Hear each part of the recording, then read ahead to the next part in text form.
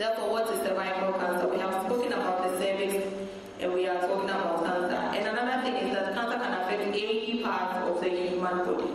Any part, even blood, any part of the body can get cancer. So cancer of the cervix or cervical cancer is therefore a cancer that affects the cervix in the female reproductive organ. So over here, the men are free. They don't have any problems, but since they may have sisters and wives and mothers, then it affects everybody. So cancer is this kind of thing that affects the cervix of the female reproductive organ. So this is a picture of a cervix that has cancer. You can compare that with the first one that we looked at. It was so round and it looked, let me say, very nice and beautiful, smooth. You can realize that this thing is rough on the outside and it doesn't look normal at all. So this is an example of, so this is a cervix that has cancer. And you can clearly see the difference from the first one that we saw. Now, why are we talking about this? Why did Hajia say we should talk about cervical cancer? It is the second most common cancer in women worldwide. It is second to breast. But even I just heard that because of the much awareness being created about the breast cancer, the cervical cancer is actually chasing breast cancer. It wants to be first. So then we shouldn't ignore it at all. Unfortunately, because the cervix is not visible like the breast, most women do not know about it. And as a result, it is really on the increase. People have breast is outside, everybody can see it. If you have a lump in your breast, you can easily feel it. So much attention is on breast, but this is something very small, but it is the second most common cancer in women worldwide. And about 500,000 new cases are diagnosed each year. That is worldwide. And out of this, about 250 or half of them die each year. So it is not something we should actually joke with or we should ignore. It is very, very important that we take a critical look at cervical cancer. Now, 80% of these cases occur in developing countries, and Ghana is one.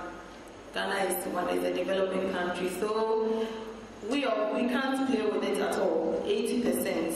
Reverend said he already lost 2 people to cancer, even though it wasn't cervical cancer. But we don't have to play with cancer at all. And it is said that 1 woman dies every minute from cervical cancer in Africa. Every 10 minutes from cervical cancer. So it is not something to be played with. Now the development of cervical cancer. How it develops. Cervical cancer takes years to develop. It takes years to develop. So it's not something that starts today and tomorrow you see the results. It's not like a mosquito bite. Today you have a mosquito bite, next week you have malaria. No. This thing takes years to develop. And the development takes place in stages. Because it takes a longer time to develop, it has stages. So it's just like a human being that is growing. It has stages from a toddler to this, to that, to that. So it takes time.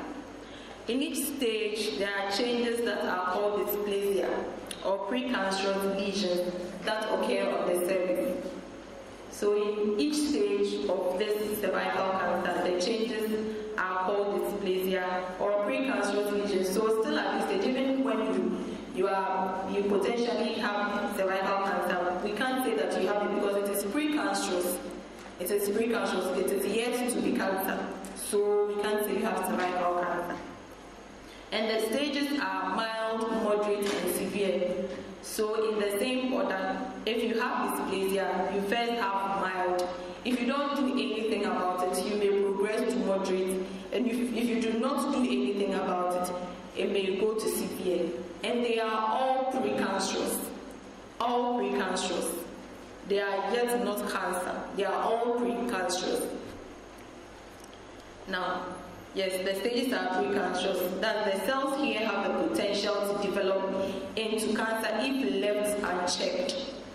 If left unchecked, so it's a conditional something. If you do not check these precancerous stages, you are likely to have cervical cancer in future. So if somebody has the precancerous lesions, the person will not necessarily have cancer, cervical cancer in future, since they will not develop into cervical cancer if that person checks it. Okay, that goes to my next point. Not all dysplasias will progress to cancer. The more severe the change, the more likely it is that cervical cancer will develop. If you remember, I said the changes are mild, moderate, and severe. So the person who has a severe dysplasia is more likely to get cervical cancer than one who has moderate. And that person is also more likely to get cervical cancer than one who has mild. So it is in that order. But if you do not check a mild one, it will progress to moderate. If you do not check a moderate one, it will progress to severe. And unfortunately, very much unfortunately, these changes do not cause any symptoms at all. It's very, very unfortunate that you would not know. If you have the changes, you cannot tell by sitting down or by waking up one morning and having a headache. No. You can't tell if you have the changes, which is very much unfortunate. But they can, however, be detected before the appearance of cancer. We will talk about how they can be detected in the subsequent slides. So this is the development of cancer. You can, unfortunately, my picture here is copyrighted, so you have some writings in it, but I just hope you can see it very well. Over here, we can see that from this first picture, the first one, it corresponds to the one down there. And that one looks like the cervix I showed you when the woman is lying on her back. The top ones are if the woman is standing, and the down ones are if the woman is lying on her back. So those are the corresponding pictures. And you can see from the first one that this person has not got any change at all. This person has not got any change at all. It moves on and you can see the change very small. The top one, you can see it's small. At the bottom of the cervix, it's very, very small there. And then with the third one, you can see that the whitish thing is going up. It's going up. And then with the last one, it is actually it has destroyed the cervix and it's even destroying the womb and adjacent organs as well. So you can see that as for the last one, it is really serious. And this is what happens. But please, this is not the precancerous stages. This is actually when the person has cancer. This is, as for the precancerous ones, you cannot, it doesn't come like this. You can't see it this way. So this is when the thing has actually become cancer. And then symptoms. Symptoms, like how you know that you have the cancer. I said that the precancers do not have symptoms. But now when it develops into cancer itself, then you can have symptoms. So the precancerous stages, you will not know. But if it develops into cancer, then there are some signs that will let you know that you have to check yourself. Now, cervical cancer symptoms begin to appear as the disease advances, invading deeper into the cervix and surrounding tissues. So more or less, it looks like at this stage, it is relatively late. As the disease progresses, the woman may experience these: abnormal vaginal bleeding, including postcoital bleeding. Every woman, provided the person has not reached menopause, bleeds, has her period once a month, so 12 times in a year. Now, if the person has cervical cancer, apart from this menstruation thing, the person bleeds abnormally, including postcoital bleeding after sex. the person may bleed.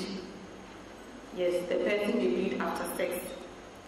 And then pain during sexual intercourse, excruciating pain during sexual intercourse. However, this can be common and unrelated to cervical